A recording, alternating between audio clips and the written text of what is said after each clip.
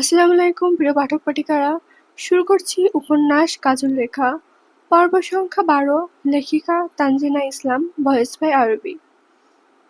রেহানের অবস্থান রাতের কক্ষে। রাতের সাথে বিশেষ কোনো কাজ নেই ওর, তবুও এসে বসে আছে। রাত কাজের সময় কোনো কথা বলে না, তবুও রেহান নিশ্চুপ। ওর পাশে বসে থাকতে ভালো লাগে। রেহান পুরোদমেই ভাই ভক্ত। রাতের সঙ্গ ওর যে কি পছন্দের। ও সবসময় রাতের পায়ে ব্যয় ঘোরে। রাতের কোলের উপর ল্যাপটপ নিয়ে বসে আছে। ওর পরনে ধূসর রঙের হাফ হাতা টি শার্ট আর ব্ল্যাক ট্রাউজার, কানে ইয়ারপ্যাড লাগানো। এবারই রাতের কক্ষটা সবচেয়ে বড়, আলিশান। সবচেয়ে সুন্দর ভিউটা হচ্ছে রাতের কক্ষের বাম সাইডটা। পুরোটা কাঁচ দিয়ে বেষ্টিত। ইয়ার্ড থেকে শুরু করে রাস্তা পর্যন্ত সবকিছুই এক নজরে দেখা যায়। জ্যোৎস্না গলিয়ে পড়েছে কাছ ভেদ করে। সে জ্যোৎস্না গায়ে মেখে দুই ভাই নিশ্চুপ নিজেদের কাজ করে যাচ্ছে। এই রুমটা রাতের জন্য বরাদ্দ। রাতের এ বাড়িতে না আসা রাত এ বাড়িতে আসে না একেবারেই। যখন এই বাড়িতে আসে না তখন রুমটায় দরজায় তালাবদ্ধ থাকে। কেউ প্রবেশ করে না এই কক্ষে। রাত এ বাড়ি থেকে না থেকেও এ বাড়িতে ওর দাপট যেন অনেক বেশি। রেহান গ্রুপে চ্যাট করছিল। রাত কাজ শেষ করে ল্যাপটপ বন্ধ করে সাইডে রেখে বলল, কি করছিস? ফ্রেন্ডের সাথে কথা বলছি। রেহান উত্তর দিল, হাসি মুখে তাকালো রাতের দিকে। তোর পড়াশোনার কি অবস্থা? অবস্থা তো সংকটাপন্ন। পড়াশোনা চলছে, কিন্তু আমি তার সাথে চলছি না, এটাই সমস্যা। রাত ফিসেল হেসে বলল, স্বাভাবিক। এসএসসিতে ভালো করে ফার্স্ট ইয়ারে উঠলেই ছেলে মেয়েদের পাখা গজায়। তখন তারা মনের সুখে আকাশে উড়ে বেড়ায়। ভালো করে পড়াশোনা করে না, ভালো করে উড়ে বেড়া কেমন? তারপর যখন মিডে ফেল করবি, ঠাস করে নিচে পড়ে যাবি। রেহান মুখ কালো করে বলল, পড়তে ইচ্ছা করে না। কি করতে ইচ্ছা করে? সারাদিন ঘুরতে ইচ্ছা করে, মোবাইল টিপতে ইচ্ছা করে, ঘুমাতে ইচ্ছা করে। নিজের ইচ্ছাকে দমাতে হবে। সব ইচ্ছাকে প্রশ্রয় দিলে হয় না। ওই যে বলে না, সব পেলে জীবন নষ্ট। অ্যাটলিস্ট ট্রাই কর, একটু একটু পড়। তুমিও তো সিটি কলেজে পড়ছো, তাই না ভাইয়া? ইয়েস। ইন্টারে যতগুলো এক্সাম হতো আমি সবগুলোতে টপ করতাম। তুই আমার ভাই না, তোকেও ফার্স্ট হতেই হবে। ভাই হলেও তোমার সিচুয়েশন আর আমার সিচুয়েশন তো আলাদা। আমি তোমার ইন্টারে পড়াশোনার জন্য তুমি তোমার ইন্টারে পড়াশোনার জন্য ঢাকায় থাকলে মামনিকে ছেড়ে, অথচ একবারও বাড়িতে আসতে না, হোস্টেলে থেকে পড়াশুনো করতে। তুমি তোমার ফ্যামিলির সাথে থাকতে না, আমার মতো সবার আদর পেতে না। আমি তো আদরে আদরে উচ্ছন্নে গেছি। তোমার মা আর আমার মা এক না। আমার মতো আমার খবরই নেয় না। ভালো করলে দামি দামি গিফট দেয়, খারাপ করলে গালি দেয়। এর মাঝে আমার পড়াশোনার অবস্থা নিয়ে বা আমাকে নিয়ে কোনো মাথা ব্যথাই নেই তার। রাজ গম্ভীর দৃষ্টিতে তাকালো, গুমোট স্বরে বলল, বড়দের মতো কথা বলছিস কেন? ছোট ছোটর মতো থাকবি। আর এসব কোথা থেকে জেনেছিস তুই? তোর বাপ ছাড়া আর সবাই আমাকে আদর করতো, বুঝেছিস? দাদু ভাই নানু ভাই অলওয়েজ আমাকে নিয়ে কাড়াকাড়ি করতো। আমি অতিষ্ঠ হয়ে শেষমেশ হোস্টেলে গিয়ে উঠতাম। জানি দাদু ভাই সব বলেছে। আর আমি তো, আমার সাথে তোমার লুকোচুরি কিসের? আমি তো তোমার ভাই। তোমার কষ্ট আমি না বুঝলে কে বুঝবে? রাতের গম্ভীর মুখের আদলে হাসি ফুটল। বিস্তৃত হাসি হেসে বলল, ও তাই? আমার একমাত্র ভাই? কলেজ শেষ করেই আমি তোমার সাথে চট্টগ্রামে চলে যাব। এবার কিন্তু তুমি আমাকে আর ঘোল খাওয়াতে পারবে না। যথাজ্ঞা, কিন্তু একটা শর্ত। এসএসসিতে গোল্ডেন পেতে হবে। আর মিড টার্ম ফাইনালে টপ 5 এর মধ্যে থাকতে হবে অবশ্যই। আচ্ছা, I will try my best. But first হওয়া একটু টাফ। শুরু থেকে পড়াশোনা করিনি আমি। চাঁদনি ফার্স্ট হবে আই থিঙ্ক। রাত প্রশ্ন করলো, চাঁদনিকে? তুমি চাঁদনিকে চেনো না? না তো। ওই যে আমাদের কলেজে গিয়ে যাকে লিফলেটে দেওয়ার জন্য স্টেজে ডেকেছিলে, আবার যে সিঁড়ি থেকে পড়ে গিয়ে তোমার গায়ের উপর পড়েছিল, ওই যে আমার খুব ক্লোজ ফ্রেন্ড। তুমি চেনো ওকে? নাম হয়তো মনে নেই। ও আচ্ছা, ওই মেয়ে। ও হ্যাঁ, নাম বলেছিল আমাকে দুবার, মনে ছিল না। এই ছোট ব্রেনটা দিয়ে আর কজনের নাম মনে রাখা যায় বলতো? ও খুব ভালো জানো, সরল, ইন্ট্রোভার্ট, আর পড়াশোনায় খুব ভালো। ক্লাসের স্যাররা কিছু লিখতে দিলে আমি ওর থেকে কপি পেস্ট করি। মিড টার্মের জন্য আগে থেকে বলে রেখেছি। ও বলে ও কিছু পারে না, এখনো কোচিংও শুরু করেনি, বইও ধরেনি, অথচ একটু দেখলেই সব কেমন কেমন যেন পেরে যায়। খুব ব্রিলিয়েন্ট। হ্যাঁ, এটা মিড টার্মে বোঝা যাবে, বাট ও সিরিয়াসলি পড়াশোনা করে না, কিন্তু সব পারে। রাহাত আর কিছু বলল না। হঠাৎ রেহান ফট করে বলে ফেলল, আমার একটা ভাবি লাগবে। তোর জন্য এখন ভাবি আনবো কোথা থেকে আমি? বিয়ে করবে আনবে। সাবিহা আপু তোমার থেকে ছোট, তোমার উচিত না সাবিহা আপুর আগে বিয়ে করা? রাত ঠোঁট কামড়ে বলল, বিয়ে আমার টাইপের না রে, আমার দ্বারা সংসার হবে না। আমি একটা মুক্ত পাখি, ভাব ঘুরে, সারাদিন রাজনীতির কাজে ব্যস্ত থাকি, বন্দি হতে চাই না। বিয়ে মানে যদি বন্ধুত্ব হতো তাহলে দুনিয়ার কোনো নেতাই বিয়ে করতো না। শোনো না আমার কথাটা, আমার খুব ইচ্ছা করে একটা বিয়ে খেতে। তুমি শুধু হ্যাঁ বলো, একদম ধবধবে ফর্সা মেয়ে খুঁজে দেবো তোমাকে। তুমি খুব সুন্দর, তোমার সাথে মিলিয়ে মেয়ে খুঁজতে টাইমও লাগবে অনেকটা।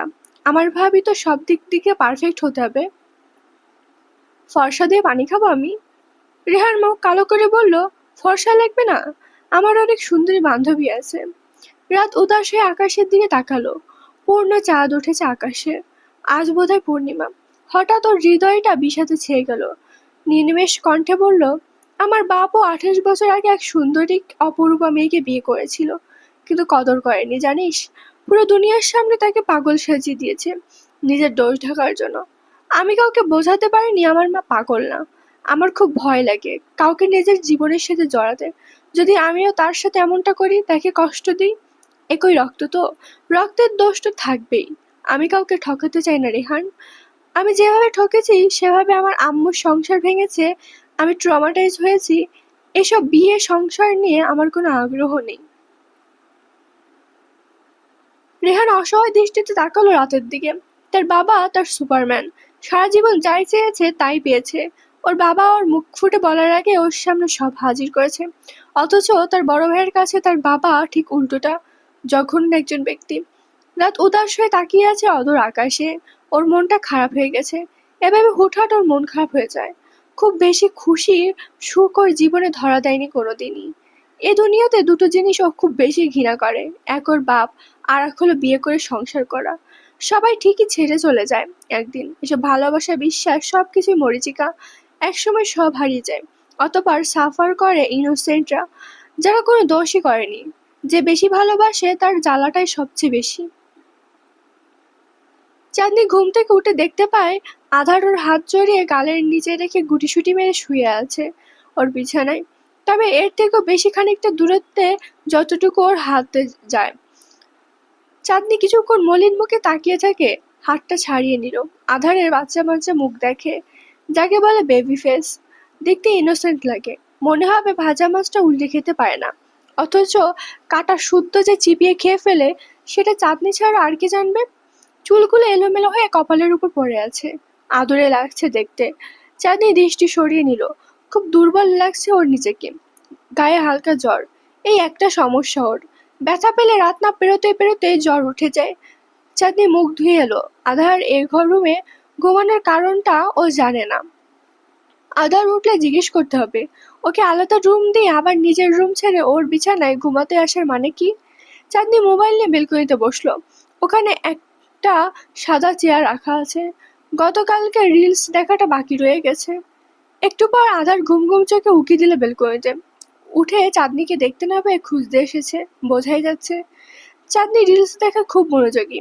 এই একটা কাজ করার সময় চাঁদনির দিন দুনিয়ার কোনো হুঁশ থাকে না। আধার ডাকলো, চাঁদ। চাঁদনি ফিরে তাকালো ওর দিকে।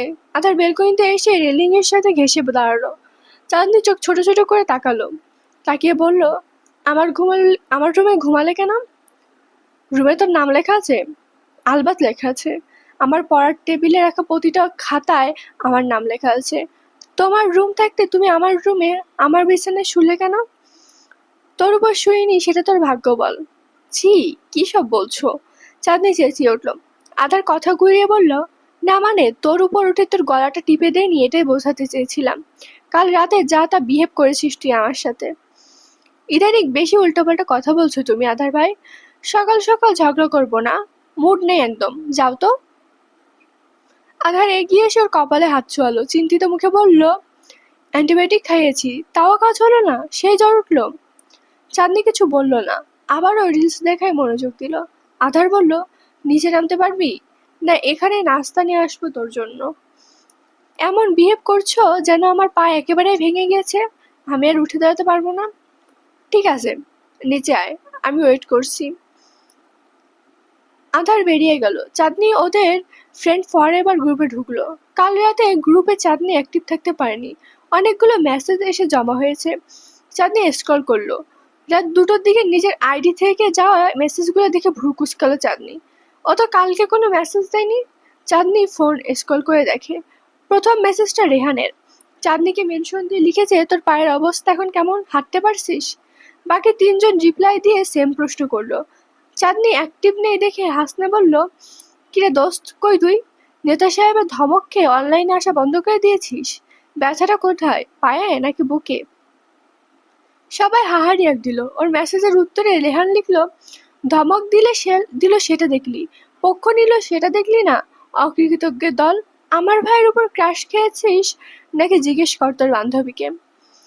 ওর এই মেসেজের পরপর রেহানার ভাইকে নিয়ে কথা বলছিল হাসনার বৃষ্টি।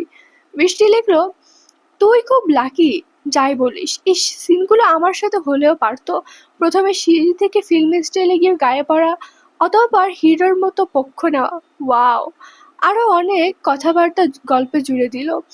এরপর অনেক কথার মাঝে প্রায় মধ্যরাতের দিকে ওর দিক থেকে মেসেজ গেছে, ভাই এসব বলিস না প্লিজ, আমার গার্ডিয়ান খুব স্ট্রিক্ট, এসব দেখলে কলেজে যেতে দেবে না আমাকে আর। তোরা যদি আমাকে এসব বলিস, আমি আর কোনোদিন কথা বলবো না তোদের সাথে। আর ওই ছেলেটার মধ্যে পেয়েছিসটা কি তোরা? সব মেয়ে এমন পাগল হয়ে যাচ্ছিস কেন তার জন্য? এসব মেয়েদের মানুষ ছেঁচড়া বলে, ছেলে কি দেখিস নাই কোনোদিন? এমন আবলামি করছিস কেন সবাই মিলে? তোরা ক্রাশ খাইলে খা, আমি বাপ ক্রাশ ট্রাশ খাই নাই। অত আহামরি কোনো মানুষ না সে, যে একযোগে সবাই ক্রাশ খেতে হবে। আমি তোদের মতো ছেঁচড়া না।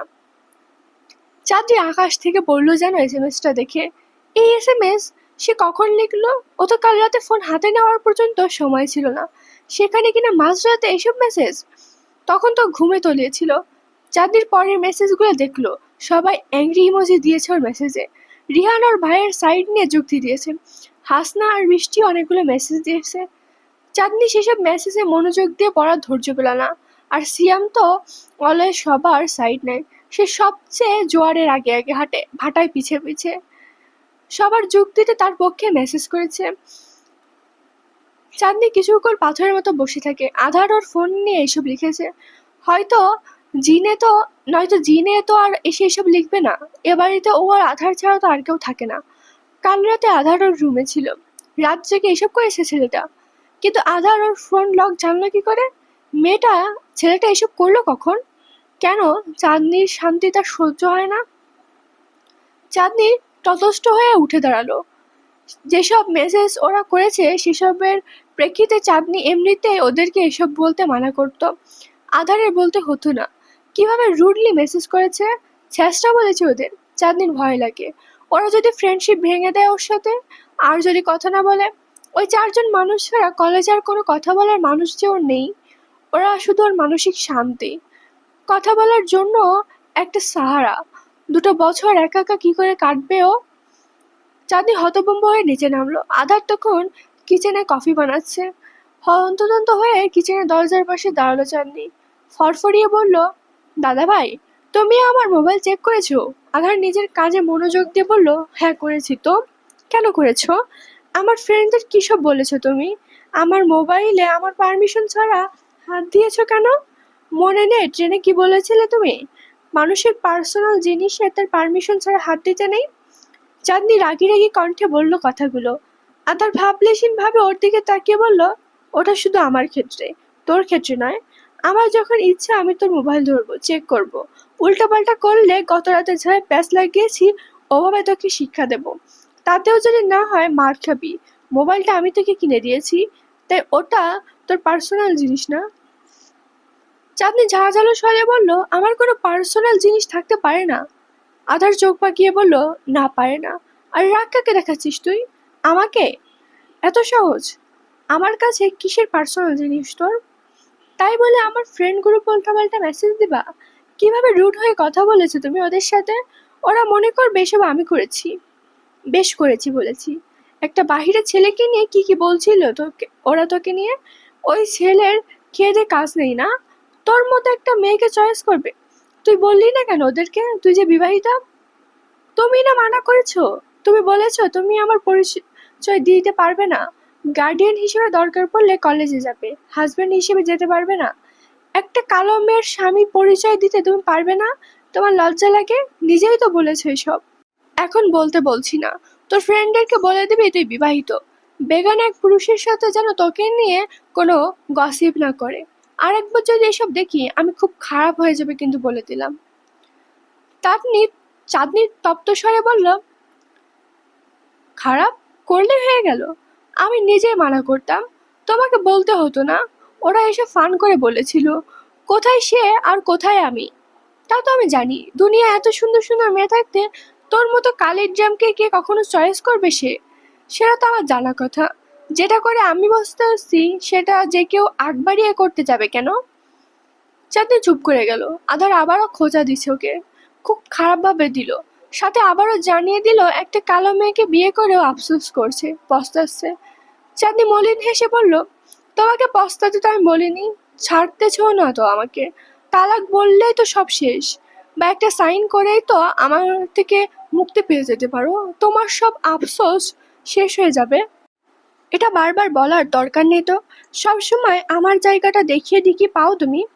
আধার কিছু বলল না, নিশ্চুপ কফি ঢালতে থাকলো কাপে।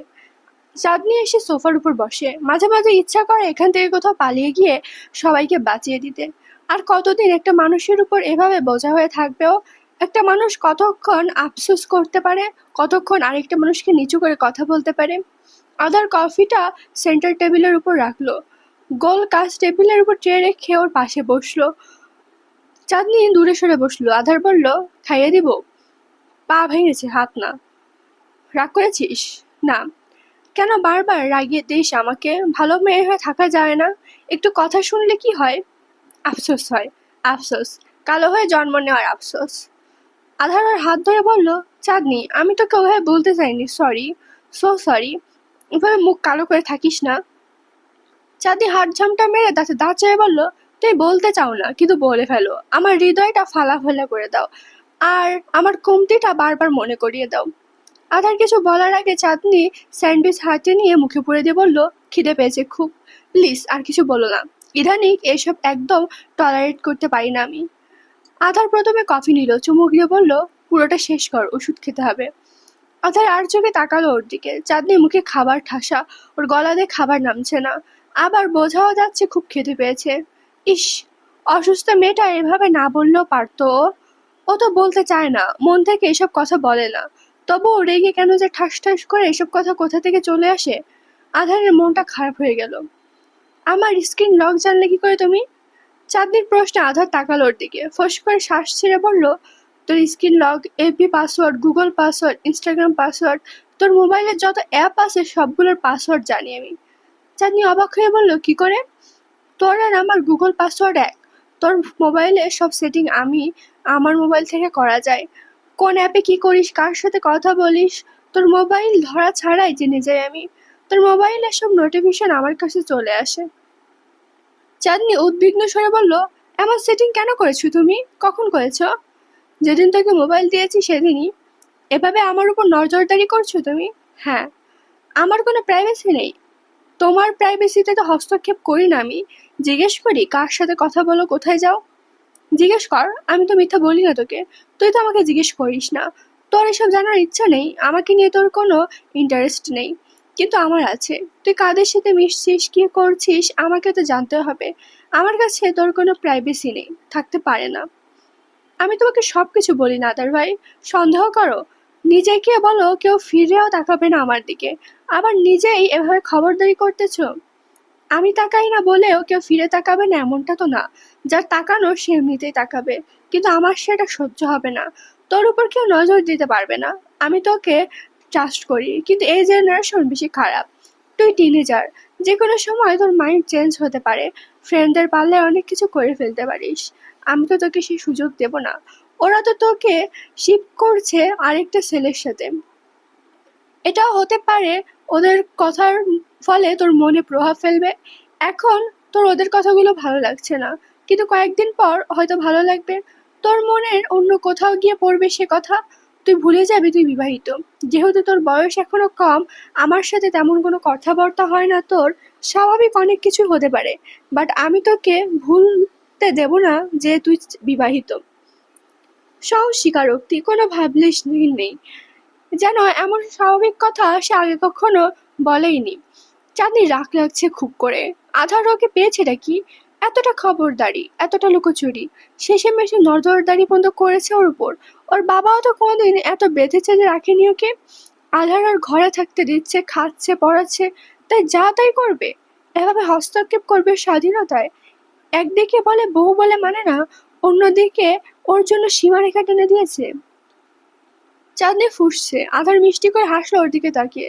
ওর নাক টেনে বলল, রাগ লাগছে জান, কি করবো বল? অমতে হলেও আমার সাথে ওরা তোকে বেঁধে দিয়েছে। আমার জিনিসগুলো আমি খুব সেন্সিটিভ ভাবে রাখি, খুব করে আমি আমার জিনিসগুলোকে আগলে রাখি। আমার কিছু শুধুই আমার, আর আমি শেয়ার করি না চাঁদ। আধারের জিনিসের উপর কেউ নজরও দিতে পারে না, নিয়ে যাওয়া তো দূরের কথা। আমি তোকে ছাড়বো না, আর না তোকে ছাড়তে দেব।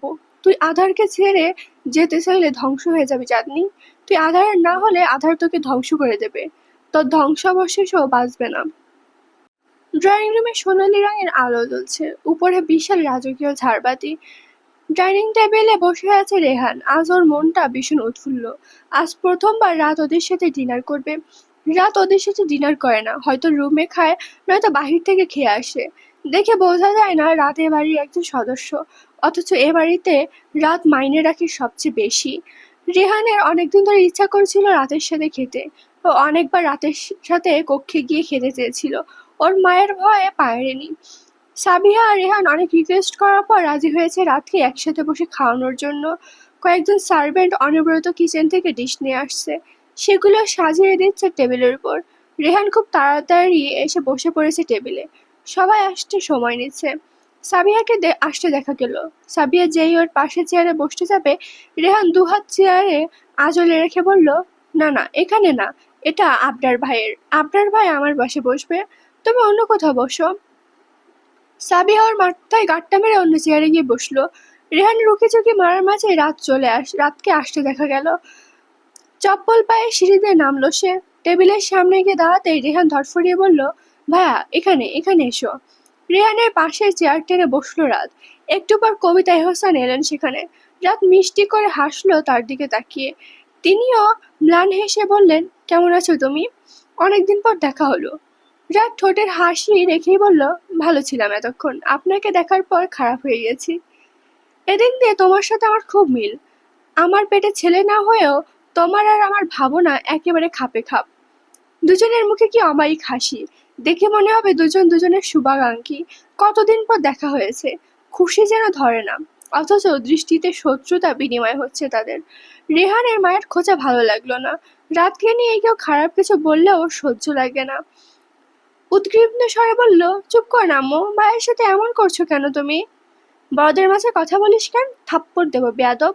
ঝাঁঝালো স্বরে বলল। রেহানের মুখটা কালো হয়ে গেল। সাদিক এহসান এলেন সবার শেষে। রাত মাথা তুলল না, এক প্রকার অনাগ্রহ করলো তাকে। এবারে সব মানুষের সাথেও কথা বলে, এমনকি সাবিহা রেহানের মায়ের সাথে পর্যন্ত। দুজন দুজনকে খোঁচাখুচি করে, শুধু একটু মানুষের সাথে ওর কোনো কথা হয় না। কত বছর তাদের মধ্যে শব্দ বিনিময় হয় না রাতের মনে নেই। সবাই খাচ্ছে, আর যা যা রান্না হয়েছে সব রাতের ফেভারিট ডিশ। এসব সে সাদিক এহসান স্পেশালি রান্না করতে বলেছেন ও খাবে বলে, সেটা জানার পর। তবুও রাতের এসবের দরকার নেই, কারো ভালোবাসার দরকার নেই ওর। যখন ওর ভালোবাসা দরকার ছিল, তখন কেউ ভালোবাসেনি ওকে। এখন এসব আলগাবিড়িদের কোনো মানে নেই। টেবিল জুড়ে চামচের টুংটাং শব্দ ছাড়া আর কোনো শব্দ শোনা যায় না। রেহান কিছু বলতে চাইল, কিছুক্ষণ আইসাই করলো। ও অনেকদিন ধরে সাদিক এহসানকে একটা কথা বলতে যাচ্ছে, সময় বা সুযোগ কোনোটাই হচ্ছে না। নীরবতা ভেঙে রেহান ডাকলো, বাবা। সাদিক এহসান তার দিকে তাকিয়ে বলল, কি বাবা? আইফোন 17 লঞ্চ হয়েছে, আমার লাগবে। সাবিহা পাশ থেকে বলল, কয়েকদিন আগে না 16 Pro নিলি, এখন আবার 17 লাগবে, বিলাসিতা একটু বেশি হয়ে যাচ্ছে না? রেহান ঠোঁট উল্টে বলল, ওটা তুমি নিয়ে নাও, বাট এখন আমার 17 লাগবে, একদম নিউ। পরে যখন সবার হাতে হাতে থাকবে তখন ফিল পাওয়া যাবে না? মানে তোকে ফুটানি দেখাতেই হবে? এরকম কেন করতেছো তুমি? ওদের কথার মাঝে বাগড়া দিলেন সাদিকা হোসেন। বললেন, ছোট ভাইয়ের সাথে ঝগড়া কেন করছো সাবিহা? রেহান কালকে পেয়ে যাবে, আজ রাতটা অপেক্ষা করো। থ্যাংক ইউ বাবা। রেহান চকচকে দৃষ্টিতে তাকালো রাতের দিকে, উৎফুল্ল হয়ে বলল, ভাইয়া তুমি কিনে ফেলেছো আইফোন 17, আমি কিন্তু তোমার আগে পেয়ে যাচ্ছি। রাত বলল, তুমি তো সবকিছুই আমার আগে পেয়ে গেছো রেহান, সবকিছুই পেয়েছো তুমি। তোমার সাথে আমার তুলনা চলে? তোমার সাথে আমার তুলনা চলে? তোমার বাবা তোমাকে অনেক দিন তোমার বাবা আমাকে কোনদিন একটা চকলেট কিনে না দিলেও তুমি চাও মাত্র তোমার জন্য ল্যাম্বরগিনি কিনে দিবে। আইফোন 17 তো খুব ছোট একটা জিনিস। রেহান মাথা নিয়ে ফেলল। রাতের রাগ হলো নিজের উপর। রেহানের মন খারাপ করে দেওয়া রাতের ভালো লাগে না। ও কখনো সাবিহা আর রেহানকে আলাদা চোখে দেখে না। নিজের ভাইকে হিংসা করার মতো নিচু মন মানসিকতা আর একটাও নেই। কিন্তু তবুও কেন যেন একটা ঈর্ষা থেকে যায়, যাও পায়নি কোনোদিন সেটা আরেকজন পাচ্ছে।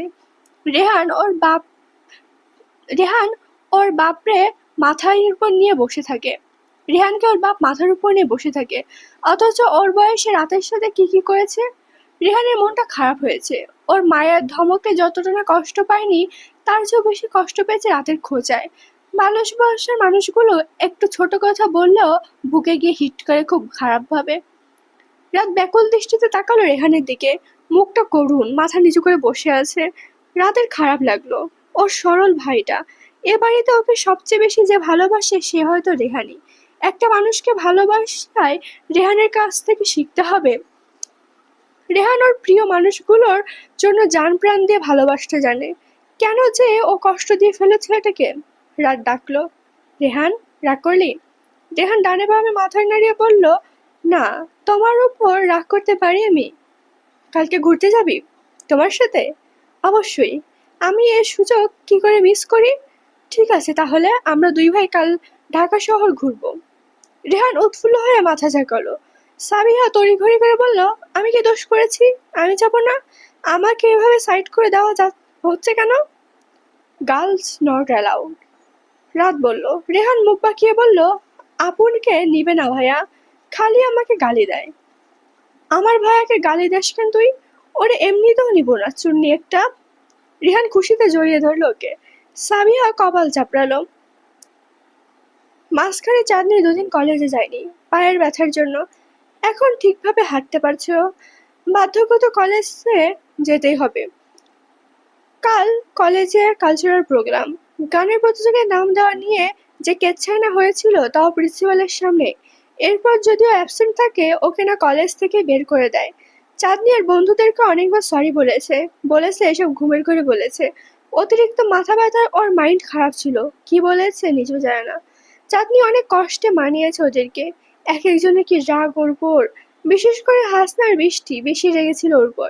রেহান আর সিয়ামের গন্ডার চামড়া, ওরও কোনো কথাই গায়ে মাখে না। তবে হাসনা ওকে একটা শর্ত দিয়েছে, ও চাঁদনি সরি অ্যাকসেপ্ট করবে যদি চাঁদনি কালচারাল প্রোগ্রামের দিন শাড়ি পরে আসে। চাঁদনি নবীনবরণ দিনেও শাড়ি পরে আসেনি, তখন না হয় ওরা বন্ধু ছিল না, এখন তো ওরা বন্ধু। প্রোগ্রামে হাসনা আর বৃষ্টি আবার ম্যাচিং করে শাড়ি পরবে, চাঁদনিকেও মাস্ট পরতে হবে। চাঁদনি বলেছে ওর শাড়ি নেই, ওকে বাড়ি থেকে শাড়ি পরে যেতে অ্যালাউ করবে না। হাসনা বলেছে তাহলে ওরা আর কথাই বলবে না চাঁদনির সাথে। চাঁদনি পড়েছে এক মাইনকাচি পায়ে। শেষেমেশে না পেরে বলেছে ওকে ওর বাড়ি থেকেও শাড়ি কিনে দিবে না। হাসনার বৃষ্টি প্রস্তাব দিয়েছে ওদের সাথে শপিং এ যেতে। ওরা ফ্রেন্ড হয়েছে কতদিন, কখনো একসাথে ঘুরতে যাওয়া হয়নি ওদের। চাঁদনি রাজি হয়ে গেছে। ওভাবে আর মিথ্যা বলতে ইচ্ছা করেনি ওদের। আজ যেভাবেই হোক ও বাহিরে যাবে। ওরও তো বাহিরে যেতে ইচ্ছা করে, ঘুরতে ইচ্ছা করে। একটা মানুষ কতক্ষণ বাড়িতে বন্দি হয়ে থাকতে ভালো লাগে? চাঁদনি আঁধারের কক্ষে যায় না বললেই চলে। আঁধার এসে এসে ওর রুমে কবজা করে বসে থাকে। চাঁদনি চলে যেতে বললেও চায় না। চাঁদনির লজ্জা লাগলো আঁধারের কক্ষে যেতে। ওর রুমে আঁধার আসলে চাঁদনি ওকে উল্টাপাল্টা বলে বের করে দেয়। এখন কই নির্লজ্জের মতো ওর রুমে চলে যাবে? চাঁদনি এসে ভাবতে ভাবতে আঁধারের রুমের দিকে হাঁটা দিল। আধার কারোর সাথে চ্যাটিং করছিল, কিছুক্ষণ পর পর অট্টহাসি দিচ্ছিল। চাঁদনি গিয়ে ভ্রুকুচকে তাকালো, আধার ওকে দেখিয়ে বলল, আরে আরে, কে এসেছে আমার রুমে? আপনি? আপনার পায়ের ধুলো আমার রুমে দিয়েছেন? তা তো আমার বিশ্বাসই হচ্ছে না।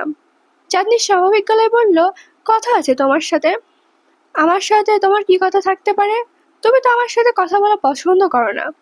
আধার ভ্রু নাচালো। চাঁদনি বলল, একবার আপনি, একবার তুমি, একবার তুই, যেকোনো একটা ডাকলে সুবিধা হয়। তোর অসুবিধা করতেই তো আমার বেশি ভালো লাগে। বস। চাঁদনি দাঁড়িয়ে থাকলো, আধার ওর কবজি ধরে বসালো পাশে। চাঁদনি দূরত্ব রেখে বসলো। বলল, হাসতেছো কেন এভাবে? হঠাৎ একটা কথা মনে পড়লো। আচ্ছা, কি কথা জিজ্ঞেস করবি কর। এত উদাসীন কেন তুই আমার ব্যাপারে? বলো।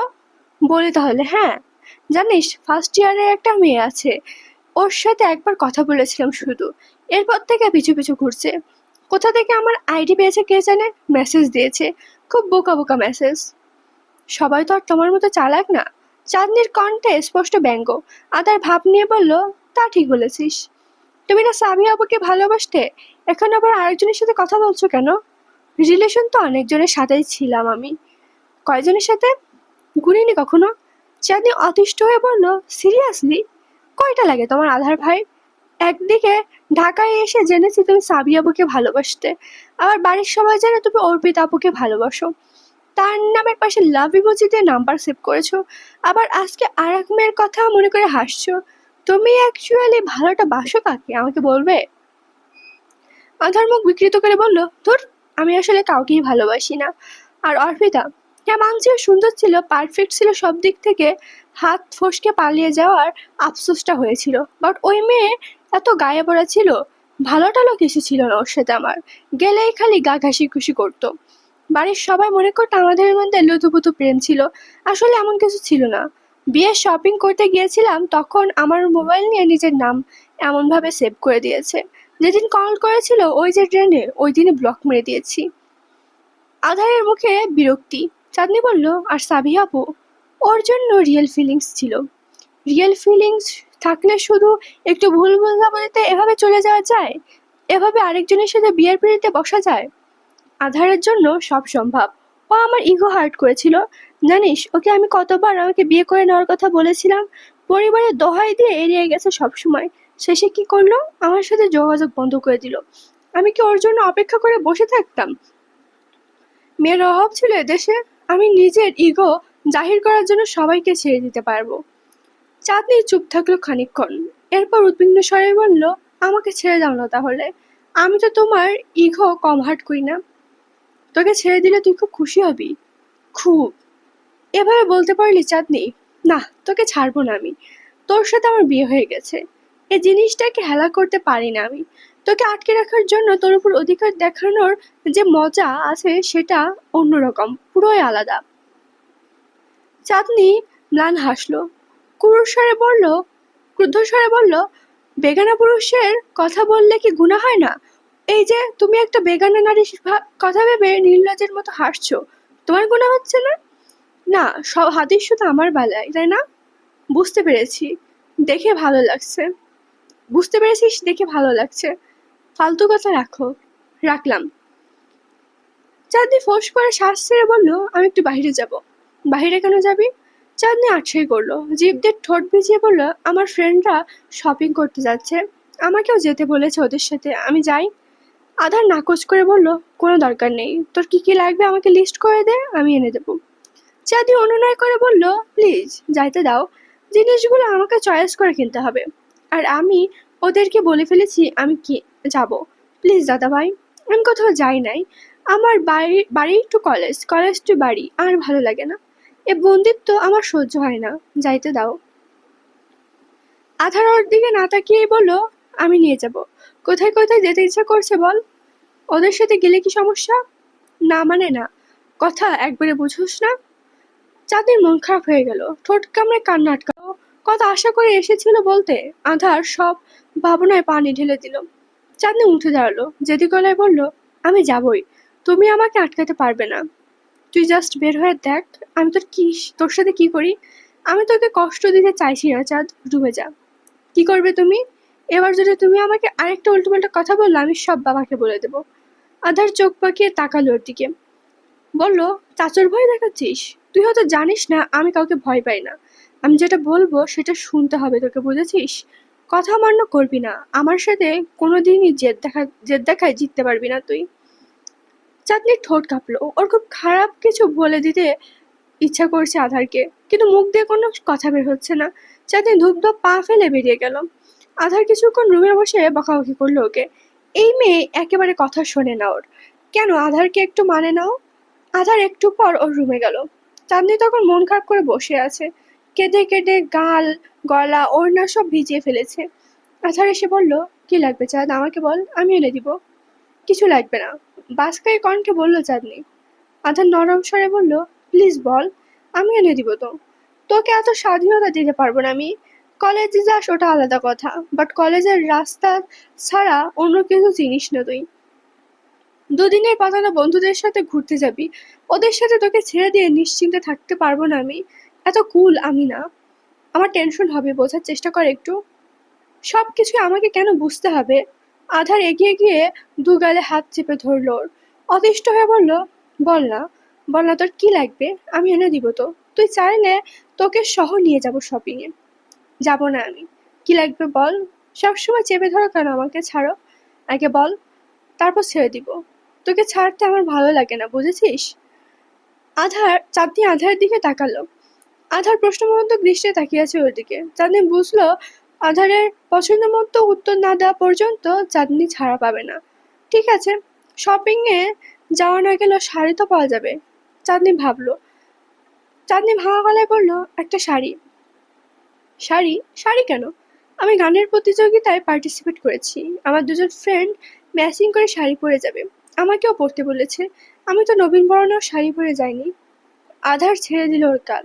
সোজা হয়ে দাঁড়িয়ে মলিন স্বরে বলল, গানের প্রতিযোগিতায় নাম দিয়েছিস, একবারও বললি না যে। তোমার সাথে আমার স্বাভাবিক কথা হয় কখনো? যখনই কথা হয় তখনই খোঁচা মারো আমাকে। আমার আর কিছু বলতে ইচ্ছে করে না। ঠিক আছে, বাট তুই তো শাড়ি পরতে পারিস না। ইউটিউব দেখে পরবো কোনো রকম, তবুও আমি শাড়ি পরে যাব। ওদের কথা দিয়ে ফেলেছি। আধার উদ্বিগ্ন স্বরে বলল, শাড়ি পরলে তোকে সুন্দর লাগবে না, আর শাড়ি সামলাতেও পারবি না তুই। বিশ্বাস কর, কাজের বেটি রহিমার মতো লাগবে তোকে। লাগুক, তবু আমি শাড়ি পরবো ওদের সাথে ম্যাচ করে। শাড়ি না চাঁদ, আমি তোকে শাড়ি পরে বাহিরে যেতে দিব না। তোর জন্য আমি ড্রেস কিনে আনি। ড্রেস না, শাড়ি লাগবে। আধার শাসিয়ে বলল, শাড়ি পরতে পারবি না তুই, অন্য কিছু বল। অন্য যা কিছু চাই আমি সব এনে দিব, বাট শাড়ি না।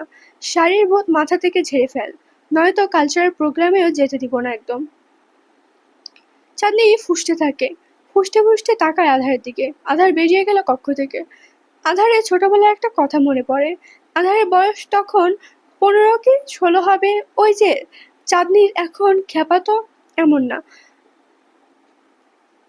আধার ছোটবেলায় চাঁদনিকে কালের জাম বলে খ্যাপাতো। একবার হয়েছিল কি, পুতুল খেলার সময় চাঁদনি একটা লাল শাড়ি পরে বসেছিল। কি যে সুন্দর লাগছিল সেদিন চাঁদনিকে। আধারের একটা ক্লোজ ফ্রেন্ড সেদিন বাড়িতে এসেছিল। চাঁদনিকে দেখে খালি বলছিল, তোর বোনটা কি সুন্দর আধার, কি কিউট তোর বোনটা। আধারের এখনো মনে পড়লে হিংসায় বুক জ্বলে। চাঁদনি ওর কাছে না থাকলে সেটা আলাদা ব্যাপার, কিন্তু ওর সাথে থাকলে চাঁদনির উপর কারো ছায়াও সহ্য করতে পারে না। আধার খুব হিংসুটে এ বিষয়ে। কেন যেন ও চাঁদনির ব্যাপারে এসব মানতেই পারে না। আধার নিজের সফট কর্নারটা বোঝে। ও অবুঝ বাচ্চা না। ছোটবেলা থেকে চাঁদনির সাথে বড় হয়েছে। চাঁদনির জন্য ওর আবেগটা বেশি। ওই যে শুধু ইগোর জন্য আবেগটা দেখাতে পারে না। বলদ মেয়েটা বোঝেই না। এই যে আধার যখন বাড়িতে থাকে তখন সারাক্ষণ চাঁদনির পাশ ঘেঁষে বসে থাকে। চাঁদনি ওকে কত কি বলে, পিঞ্চ মারে, রুম থেকে বেরিয়ে যেতে বলে, নির্লজ্জ বলে, ক্যারেক্টারলেস বলে। আধার সত্যি নির্লজ্জের মতো ওর কাছাকাছি থাকে, তবুও ওর পায়ে পায়ে ঘোরে। একটা কথা, একের পর একটা কথা শোনে ওর। অন্য মেয়ে হলেও ফিরেও তাকাতো না। কারোর সাহসও হতো না ওকে এভাবে অবজ্ঞা করার। কত মেয়েকে নিজের জন্য কাঁদিয়ে ছেড়েছে ও। চাঁদনি কেন বোঝে না ওর মূল্যটা? চাঁদনির বোঝা উচিত। চাঁদনির একটু ভালোবাসা উচিত আধারকে। আজকের পর্ব এই পর্যন্তই। কেমন হয়েছে অবশ্যই জানাবেন। আজকের পর্বটা বড় দেওয়ার চেষ্টা করেছি। ধন্যবাদ।